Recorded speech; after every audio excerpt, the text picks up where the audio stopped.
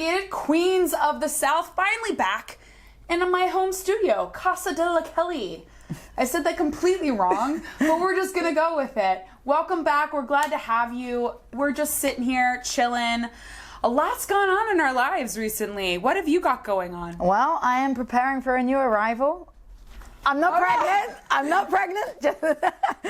I will be having... Yeah, that's just it's a little bit worrisome when you lead it off like that. Well, I thought I'd be dramatic. That was a very surprise. Good. No, surprise. No, I haven't even told Sebastian if it was. No, we are going to get a puppy.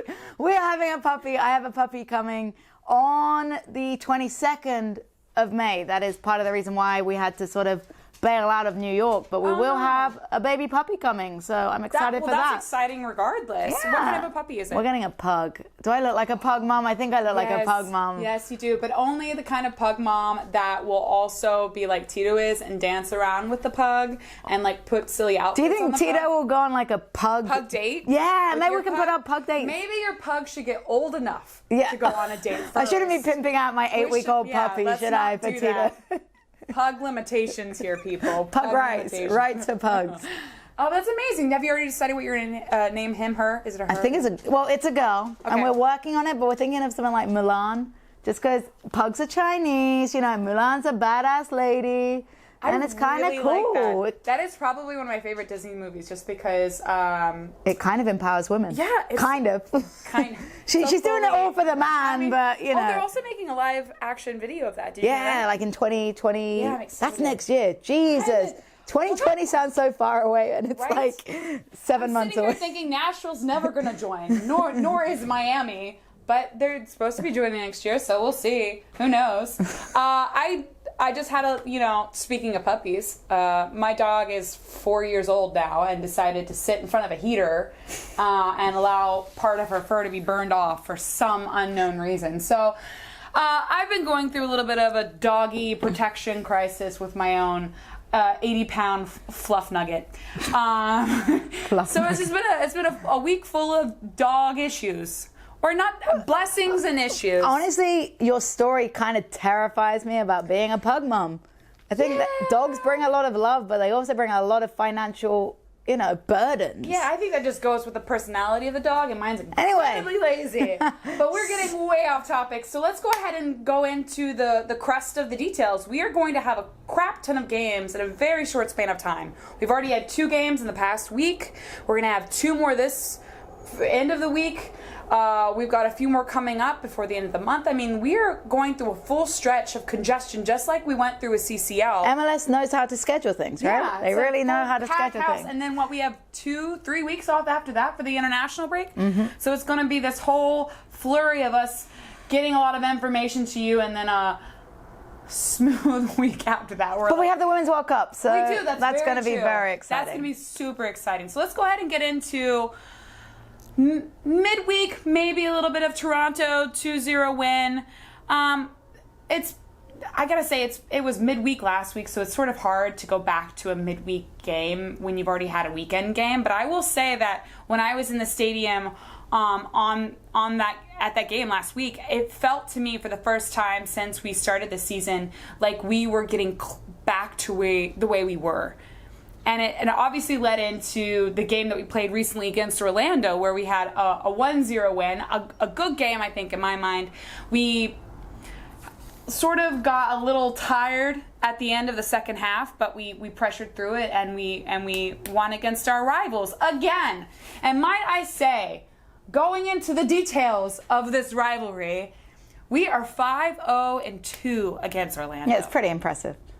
It's impressive, but also it leads that debate of, are we rivals if it's not a true I just don't understand. I'm not going to go into it, but rivalries are just a weird thing over here, particularly when they haven't existed for a long time. Rivalries are all based in history and based in classism and lots of different things in Europe. It's rooted in far more than, okay, it's fairly close to us. Yeah. So I think that a lot of the time the hate is sort of manufactured, and that's okay. It's fun. It's all fun and games, and we're joining in with sports culture. But it is hard to call it a rivalry. And also, rivalries aren't always based on how competitive the two teams are. Reading, the team I support, has a rivalry with a team called Swindon Town. And I don't remember the last time we played them. I must have been about 10, because they're not even in the same division. Right. But they're still the ones you hate. Yeah. They're still the ones you sing songs about. So it's an interesting thing when it comes to rivalries here. I'm all for it. I think it's a nice part of fan culture. It gives Twitter some banter, you know. Yes. There was a lot of fun. In your opinion, then, who is your opinion of who's Atlanta's biggest rival? I don't know if we have a rival yet. You know, I think Just it takes time. Yeah, it takes something to happen. It takes a big sort of history to sort of build up. But if you go with geography, yeah, right now it would be Orlando. I guess it's the closest team. When Nashville comes, technically that moves closer. Yeah. But again, it's so new. It's hard to develop a rivalry unless we manufacture it. Right. And I guess that's what we're doing right now, and it's fun. It has been manufactured it's a little, fun. But it's fun. It's fun banter. It's banters with a Z. But leading into talking about that game, and we won 1-0. It's for us as our team. It's our fourth win of this. It's not our fourth win. It's our fourth straight consecutive. Win. Fourth consecutive is the word win you're looking for this season. Thank you very much. And we won 5 out of the last 6. Yeah. So as far as the way that we were sort of, as a team base, felt like we started off really rocky, I think we're coming now to a little bit more of where we're on this boat with everybody. It's a little bit more smooth sailing. Without our Barco boat. Without our Barco boat, but just a boat in general. Metaphors. But yeah, so we won 5 out of the last 6. And might I say, also good note for everybody, is that this weekend we were 3rd in world attendance with 68,000 being at the game versus Orlando for the manufactured rivalry. But basically, the only people we had in front of us were Dusseldorf at Borussia Dortmund and Cardiff at Manchester. And Manchester United. There are Manchester two United, Manchesters in... That's a rivalry. Yes, that is United a rivalry. and City. Now, that's a real rivalry. But that's a crazy stat when you think about it, because that's the last game of the Premier League season. Yeah. Congrats, Man City, for beating Liverpool. I know we're probably got a few people that are still heartbroken over that, but... Yeah. That's a really cool stat, and that wasn't even that impressive a turnout for us. I mean, it was a Sunday. It was Mother's Sunday. It was freaking 2:30 p.m., which is I don't like that kickoff time at all. It feels so early. It's kind of nice because you have a little bit of a day afterwards, but it's also weird. It's kind of nice to just go home with your win and go to sleep. Yeah. You know, and smile and feel good about yourself and then get a good night's sleep. Instead, you've got to live a whole day and talk a load about it. But I prefer it to next week's, or tomorrow's kickoff, rather. Yeah. Oh, that's going to be a tough kickoff. We'll talk about that a little later when we have the general thoughts coming up. But what were your thoughts overall about the game? Well, I wanted to touch on the fact you talked about the consecutive wins. The fact that we've had 4 shutouts in a row is a really, really convincing stat, honestly. Yeah. It's been something that we've struggled with in the past, keeping shutouts, and it's a real nice stat for the defenders, and it shows how we're coming together as a unit, and potentially you could argue that's some of De Boer's influence coming in. You know, he's a prolific defender in his time, and it's good to know that it's rubbing off on our players. I got a dog right in front of me. Just cheesing at me, talking about defenders. But I don't really want to get into negatives quite yet, but I will touch on it. As much as we got the shutout, it wasn't that convincing at times. There were multiple occasions where it looked like we were playing out the back a little bit too much, getting a little bit too comfortable on the ball. Of course, we have our usual culprit with that, LGP. You know, fantastic player, but sometimes a little bit too confident. You know, leading the way with heart attacks for Brad Guzan was one of my favorite commentary notes I ever heard. That was on...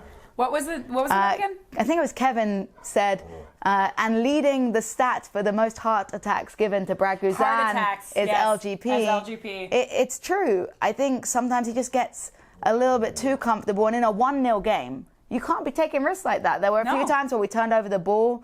I'll call Brad out. I think he had a fantastic game, and I said that time and time again on Twitter because I give that guy a hard time coming from a goalkeeper background.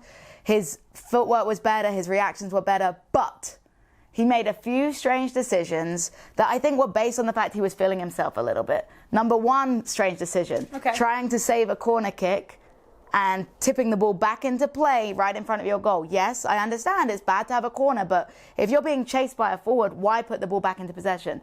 Number 2, I don't know if anyone remembers the time where he came out and tried to take a touch with his chest and clear it on a half volley, that kind of thing, where he could have just headed it out of bounds.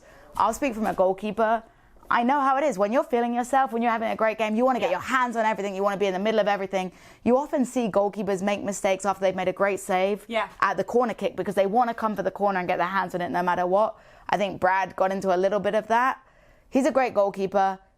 He is a great historic goalkeeper. He's proving that he can kind of keep up with the game, but I still think there's elements that he needs to modernize with. So that's kind of my dampening note. Yes, fantastic 4 shutouts. Yeah. But did Orlando miss a few chances that they probably should have put in the back? They did. Yeah, that would be my thing. We look a little bit shaky at the back still. There's few times where we get complacent and comfortable. And De Boer said that in his post-match comments. He basically said, yeah, at times we got a little bit of lax, and will we get punished for that later? Absolutely. If we continue to have this same sort of behavior where there's a place where you can feel comfortable on the ball, and then there's a place where you can feel overly confident on the ball, and there's a hard difference between the two of those. So I would absolutely agree with you that there have been times that we have looked lax on defense, and it has led to times where we've had leaded. I don't care. It's led to times where there have been some heart attacks. Yeah, absolutely. And I think that against a stronger opposition, that they punish you for those errors. So it's something we need to look on.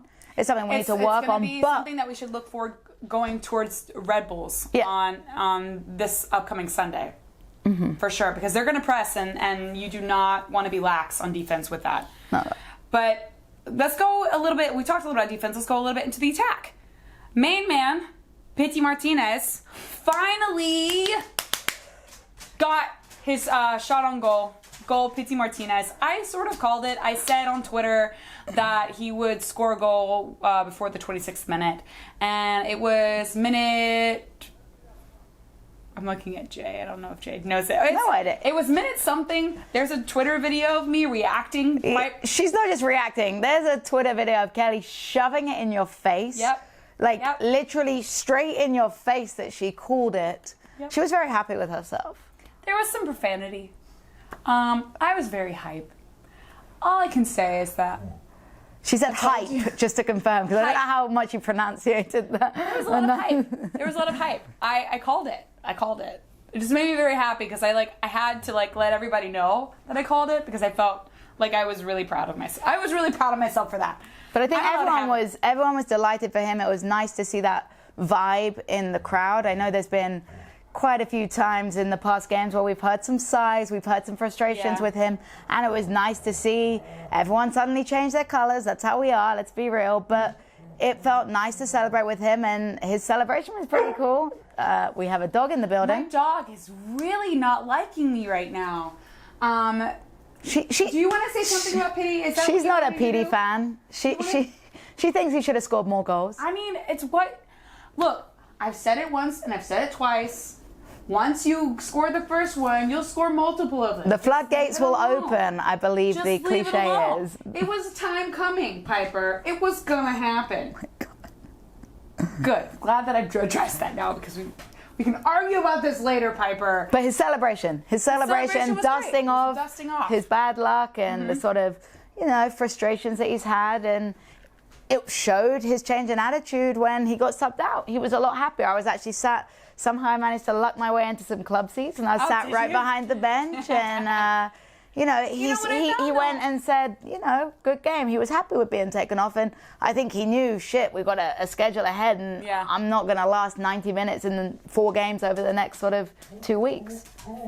You know what I found, though, with the past couple of games outside of the one game against Colorado, I believe, where he had that reaction, that he's been more understanding. I mean, it's him coming into a groove, I think, is what he was most frustrated with, is that when he was taken off at that game at that point in time when he was subbed for Tito, I believe, he was right at the precipice of making a contributing goal, and I think that's what frustrated him. Yeah, he was subbed off right as he'd found his flow, and of course you're going to be pissed off just as you're about to find yourself. I did read some interesting stuff about his post-game interview when he was asked, how much pressure he felt on scoring goal. Said no pressure, play for River Plate. How did you feel about that? Because I know I've read mixed reviews, some people thinking, kind of a bit arrogant, a bit of a weird flex, whatever people wanted to say, but I don't think it is, though, because the Boca and River rivalry is real. It's real. It's renowned. It is a well-known rivalry. That game is extremely intense. There is a lot of pressure on that match and on that rivalry, not only in the stadium, obviously outside of the stadium, what happened last year. There's a lot going into that game. Mm-hmm. So, yes, it is a rivalry, and yes, Pity loves scoring at rivalry games, but it's just still this point at where MLS is still in its early stages of being accepted around the world as a place to play soccer. It's not somewhere, and I hate to be disrespectful, but it's not somewhere that kids in other countries grow up and dream, oh, one day I'm going to play in MLS. Yeah. They're not thinking about that. It's not there yet. I mean, you're going to have multiple years of us getting up to there, getting the prestige of having that, I guess, chip on our shoulder taken off from anybody that is in MLS, of this idea that we are where stars go to die. That's a stereotype in England. Absolutely. We've seen Beckham. It's changed. Obviously, we've seen it change over the past couple of years, especially when we talk about the transfers going out. That's going to eventually change the conversation as well. But it is still known around the world as not to the level of a La Liga or obviously Premier League, the Premier League or Serie A or any of those leagues, because they've been around for a very long time. We are still a baby in this market, or not in this market, but in this sport. So it's going to take time. And I think this idea that the pressure can be put on a player who's already experienced what some consider the ultimate pressure is a little, it's a play at trying to get a conversation started when it's not really there, in my opinion. Mm-hmm. But I will say, this goes back to the whole idea of subbing off. He subbed off for Jeff. Mm-hmm. Or Jeff subbed on for him. I probably said that wrong, but that was Jeff's 400th appearance in an MLS game. That makes him the third MLS player to have ever reached that cap. And I do think it was really funny. I don't remember who pointed this out, but everybody's congratulating Jeff on social media, and he does not have social media. So I think it's a sort of like really fun. It's because he's made 400 appearances. Yeah. Was Twitter even a thing when he started playing in MLS? I don't think so. We could go back and ask questions to Jeff. Why are you still listening to CDs? And was Twitter a thing when you started? And do you have a BlackBerry? I'm sure he has BBM. That feels like something he would have. I feel like he has Or a flip phone, like one of those really old flip phones that there's not even like a picture on the front of it. It's just you flip it open and then you type the letters. Or the mum phone with the freaking finger pin. But we were talking about forwards, and I wanted to touch on Josef and the different way he's playing and how much I like how he's playing. I know a lot of people. Yeah, I think a lot of people have been not critical, but like to see him as just the finisher. But what a fantastic job he's done in dropping back and getting involved in the play and the link-up play. Incredibly. His skill base is huge, and we haven't really had a chance to showcase that in the past. He never really got a chance to show his footwork, his possession play, his passing play. But some of the link-up moves he made were absolutely stellar, and it was almost unrecognizable, the difference in the way he played, and it was exciting. I think he knew going into this year, I mean, with the conditioning and the training that he did prior, that he was going to be playing a different role. That's something he knew going in, and he, being the great player he is, was willing to take that challenge. I mean, there is a prestige and a recognition that he got, obviously, with the amount of goals he scored last year and obviously the year prior, and the way that he is this sort of lethal weapon inside the box, and he's still that very much, but him playing as a false nine in the system, and De Boer said it as well, that he feels like Josef is playing incredibly well, and this is exactly the way he wants him to play, with his link-up play and dropping back. It is adding more pressure on the defense because he is unpredictable, just like Tito is unpredictable. You've got these two unpredictable players coming at you on the defensive line, and you're having to decide going one way or the other, or who you mark more. It allows the attack going forward as a combination to be that much more dangerous. Yeah, Josef is just so versatile, and it's nice for him to get to show a different element of his play, and the goals will come. Yeah. But it shows that he's a team player too. He doesn't really care about the goals for himself. He cares about the team winning, and that's nice. This is his home team. This is his home city. Him signing that 5-year deal at the beginning of this season told us that he's prepared to stay here. He's prepared to be the face of this team, and he is in every facet and form. He is the face of this team. That going forward, let's talk about the match upcoming in Vancouver. It's obviously a late kickoff. For anybody here on the East Coast, it starts at 10 p.m. So I will most likely be in bed with my dog beside me, just streaming on my laptop, probably tweeting away while it's going on. But it's a late kickoff. It's a hard adjustment from East Coast to West Coast. And also, they're not bringing the starting 11 that they had, or not even the starting 11, the starting 18 that they had going to Vancouver. I mean, we obviously heard today, either today or yesterday, my days are mixed up, I apologize, that Nagbe and Parkhurst will not be making the trip, which is something very interesting because it leads into this conversation of rotation. I think it's important rotation. When you've got someone Parkhurst's age, you know, he's played a lot of minutes, he is getting older, and with all due respect... Wait, he's getting older? That's how that happens? Oh my God. I had no idea. But as he reaches that age where you don't see that many professionals playing into, you know, your mid-late 30s. Interestingly, the oldest player in the Premier League last year was 38 and he just retired. He said he went to bed at 9 p.m. His name's Bruno. He went to bed at 9 p.m. every single day. Bruno at Brighton Hove Albion, who, you know, let City beat them and took away Liverpool's Premier League. So Bruno's not very popular. It's definitely all his fault. 38 years old, but goes to bed at 9 p.m. every day. I don't think Parkhurst is going to bed at 9 p.m. every day. I don't think so. I see Parky as like a little bit of a rebel rouser, but he hides it well. But under his seersucker shorts that I just imagine Parky would wear as a seersucker. Do you know what seersucker is? I have no idea what you're talking about. I'll have to show you.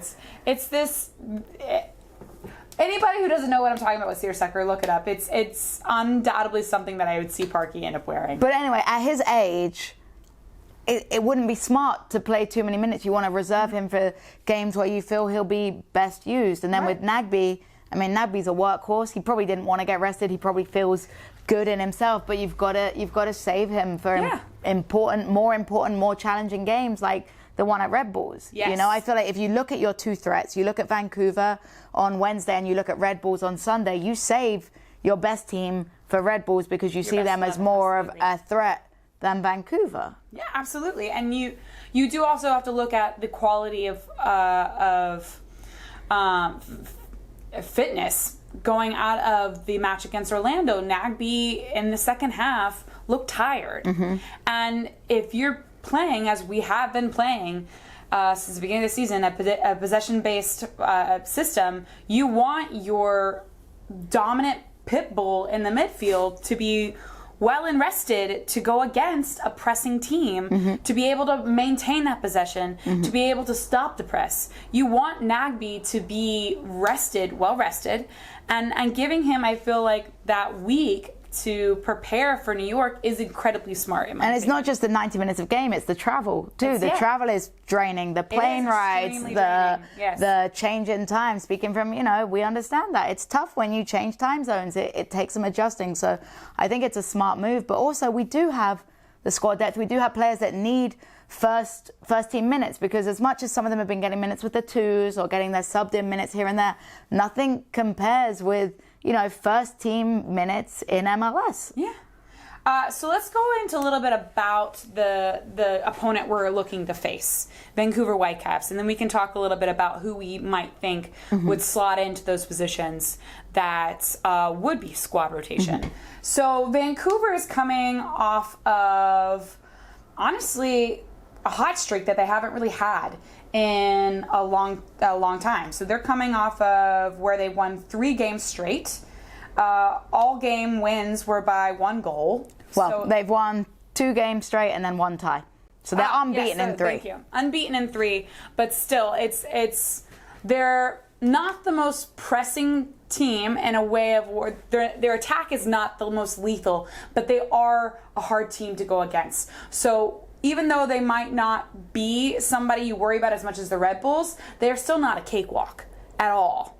And additionally, one of the things that might be to their detriment is that their midfield key center starting piece, John Reese, yesterday at training, went down screaming in pain and had to be helped off the field. So they're going to be missing their star midfielder. They'll most likely start Felipe, as we all know from last season's game against Vancouver Whitecaps. He's a little bit of a hothead, so that will be interesting to deal with. But they aren't necessarily the Vancouver Whitecaps that we went against last year. They attack differently. They attack more on the left side. So a lot of that pressure is going to be going through Escobar. It's going to be going through Gressel. And how do they handle that? And how do we create from understanding that pressure? Was that a question? I'm like, I'm just mesmerized by everything you talked about. Well, do we keep the same style of play that we've obviously honed in on for this season? This idea of possession play, this idea of passing. Do we go into Vancouver allowing ourselves to know that they may or may not sit back, or do we sort of invite them in? I'm a big believer in that you play the style of play that you've been playing all along. I think we talked about this on a previous podcast, that it's actually a concern when you're looking too much into what the opposition does and not enough in confidence in your own ability. Right. Of course, you make the odd adjustments here and there, but if you believe in your style of play and you see it as effective, you can trust your players to handle whatever's thrown at them. Mm-hmm. I think that Escobar looked a little bit tired towards the end this weekend. I think a lot of that's to do with only having a couple of first-team games under his belt since coming back from injury. He's had sort of a rocky road with injuries. Brad Guzan. Brad Guzan is a major component of that. So it's tough when you haven't had that flow or you've been broken up in your game time. So I think that he may, be a little bit tired. Hopefully he's got his rest. Hopefully he can start. But he might be one of those players that needs, a break later on too, particularly if you talk about that left-hand side being their danger zone. He's going to face a lot of traffic, more than likely, tomorrow night. So that's an interesting notion that you've brought up, is this idea of Escobar possibly needing a break, or at some point he could be subbed out. Who would we put in his place? Would that be Gallagher? Who would we slot into that right back position? Gallagher traveled. Yes, and he has been, I've read a lot about him performing pretty well. So, mm-hmm. It's good to give your minutes. I think it depends on how the game's going. I think that you play your first team 11 for as long as you can possibly do. And if you start getting comfortable, you make those substitutions earlier. Yeah. You don't want to rotate the squad too much and then, throw away results. And you also don't want to make too many changes early on if it's not going your way. But if you get a couple goals up, if we get 2 or 3 early goals, I'm hopeful. I'm ambitious, but if you get 2 early goals even, you don't want to make too many changes because you don't want to disrupt that structure. But at the same time, that's when you can make those changes, throw in players under less pressure potentially. If you're thrown into a game where it's 0-0 mm-hmm. and you make a mistake, that's all, you're going to blame yourself. And Absolutely. That's not a great way to be introduced to your regular minutes. And especially for somebody like Gallagher who has not gotten first team minutes yet. This would be a huge It would be a big ask. Yeah, Absolutely. And you want to protect your younger players mm-hmm. in some sort of way, and that's when you can change them at low risk. So in your mind, if we're going against Vancouver and we obviously don't have Nagby starting and we don't have Parkey starting, are we assuming Breck Shea is going to be on the left and Laurentowicz will be in the midfield with Remedi? And then from that point in time, from people who have been on the starting 11 before, we'll just start subbing in people who haven't necessarily, so Pereira or Gallagher or Man, I love the way Pereira plays, by the Fantastic. And honestly, maybe I'm biased because he's from my little area. He is fun to watch. He's just young, and you see he's got a heart and he's got a spirit, and I think he could be a dangerous player because he'll run with the ball, he'll take people on, he'll pick up fouls, so I would like to see him get some minutes. I like Merrim a lot.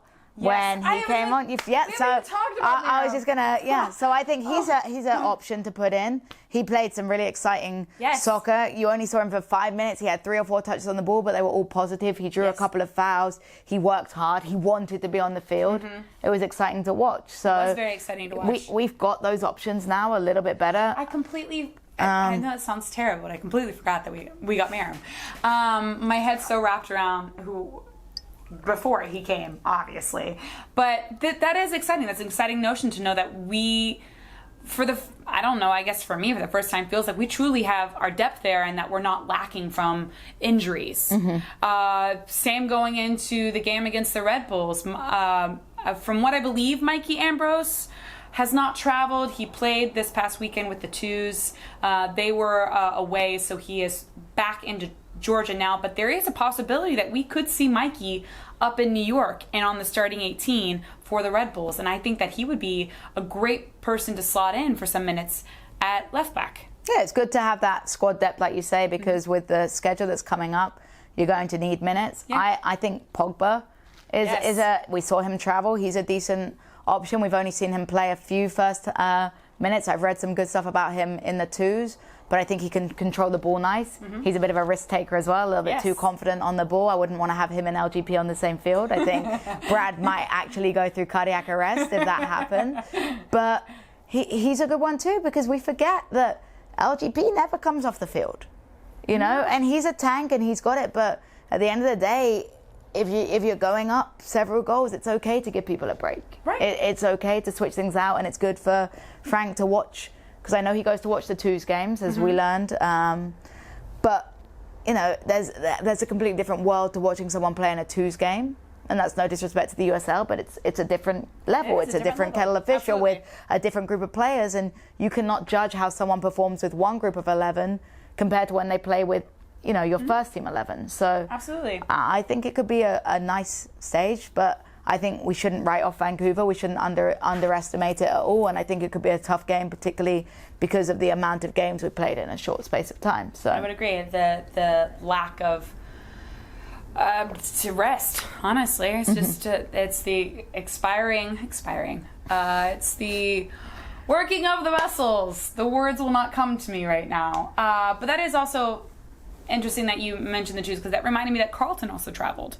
So we've been hearing all of this talk with Carleton. And what did you make of those comments? If anyone doesn't know about it, Frank basically called Carleton out in an accurate way from what we've experienced. In an accurate, professional way. Yeah. Yes, absolutely. He's just a little bit too immature at the moment, and he's not focused, and maybe his soccer isn't taking the priority in his life right now. There's some other distractions. Do you think that was the right thing to do publicly? I know I've read a few things about now he's kind of going to have that tag for the rest of his life. He's going to be the guy that... I don't think he'll have that tag for the rest of his life. I think that is a coach knowing that a player is not focused appropriately. I would imagine that he's had talks with him before, that something's been said to him before. And in a world where for young people social media does matter a lot, that might be a way to sort of put him under the lights. Were you a bit disappointed? Because I know he's young. I mean, you know, even young compared to me. I like to think of myself as a youngster. But, you are young. But I think that should have learned. I thought sitting him out of the parade was a really tough thing to do. But I thought that was going to be a kick up the arse that he needed, a wake up call, you know. And it seems that maybe, and we don't know the full story of what Frank's referencing, but I know a few people that have seen Andrew in the club a few times, picking up a few lady friends. Okay. And do we think that maybe he should have learned his lesson? That was a pretty brutal punishment. It is a very beautiful... brutal. There's a big difference between brutal and beautiful. My mouth is not working. Brutal is what I was... You've had injections to take your canines out or something. Blah, blah, blah, blah, blah. But no, I think that was a very distinct punishment. And I mean, for as much as his club I know means to him, that was a very hard thing. I mean, there were academy kids on the bus and not Andrew Carleton. You know what I mean? Like, there was U13 academy got to go. Yeah, and Andrew Carleton did not. And that should have been a kick in the butt. But obviously, it wasn't. And then at what point in time do you... at that point in time, it's on him. It is on him. I have seen a lot of people, I've grown up with a lot of people that have had the same sort of thing. They're very talented, and they just throw it away. And it's not that he's throwing away. He's in training and he's doing all these things, but it's the lack of focus. Because there are other things going on in your life, and maybe you're trying to do too many things at once. You're trying to make your social life a priority as the same as you're trying to make your professional career, and it just ends up being this whole... He's a horny teenager in a Jaguar. He's a horny teenager and a jaguar. To be fair, he changes cars every 2 weeks as well. So I think he's enjoying. Associate producer general, just producer in general. He's definitely enjoying being known as an Atlanta United player. Yes. But is he really getting the experience of an Atlanta United player that he could be if he was focused? No. And I think he's getting the chicks, but not the game time. So, I mean, he's got to think in his head. He's getting the chicks, but not the balls. I was really hoping something witty was going to come up in my head as I said chicks, and it didn't, and you hit me. So, yeah, he's not getting many touches on the balls. But that's what it is, though. Yeah. It absolutely is, and because he had first team potential. I mean, and he still does. Yes, and I'm not. He still does. We're not writing him off. I'm gonna get a load of hate because I'm picking on a child. No.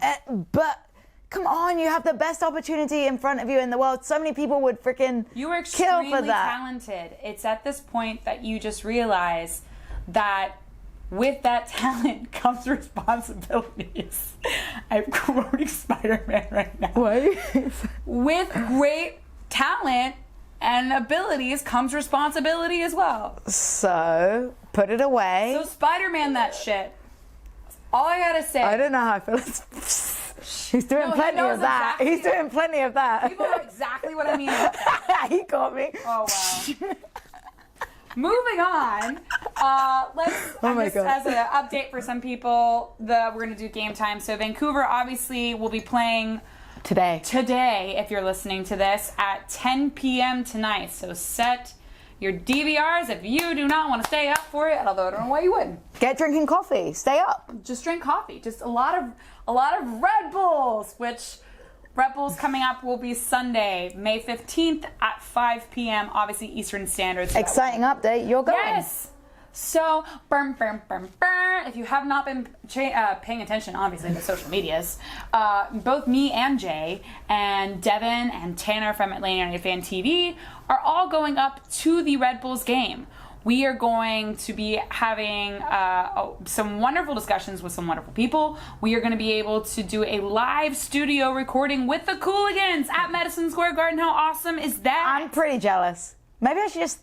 Who needs a dog? Who needs a dog? I'm kidding. But so excited to do that. If you have not reserved your RSVP for that live studio audience, do they still have a chance, Jay? You still have a chance. I mean, it's 2 p.m. on a Friday. It's 2 p.m. Anyone in New York should be working. 1 p.m. Whoops. 1 p.m. on a Friday. Sorry. That's why I'm not going. No, it's just play hooky. You don't need to go to work. You're fine. And, here she comes. It's our third cast member. Yay! But 1 p.m. on a Friday is the Cooligans studio recording. We're doing a bunch of other awesome stuff that I can't get into yet. But we will be having coverage from the Red Bulls game. A lot of social media content will be coming out of this. A lot of just great content in general will be coming out of this. Stay tuned to all of the social medias for that. It's going to be extravagant, wonderful, and absolutely soccer amazing. So I cannot wait for it. I can't wait for it. I'm super excited. Super excited. That being said, we do have an iTunes review. And it's a nice one, because there was one not so nice one. There was a 3-star one we did the last episode, which we appreciate your commentary. Next time, just give us 5 stars. So this one, do you want to go ahead and take this away while I try to deal with my dog? Yeah, it says, it's from Summer Yada. And it was 5 stars. Great podcast about supporter culture around Atlanta United and community as a whole. Hey! Thank you, Summer Yada. High-five you. I don't know why I'm high-fiving myself. High-fiving Jay behind the camera. Woo! We do a lot of great, wonderful content for the soccer community as a whole. And we're so humble. We're so humble.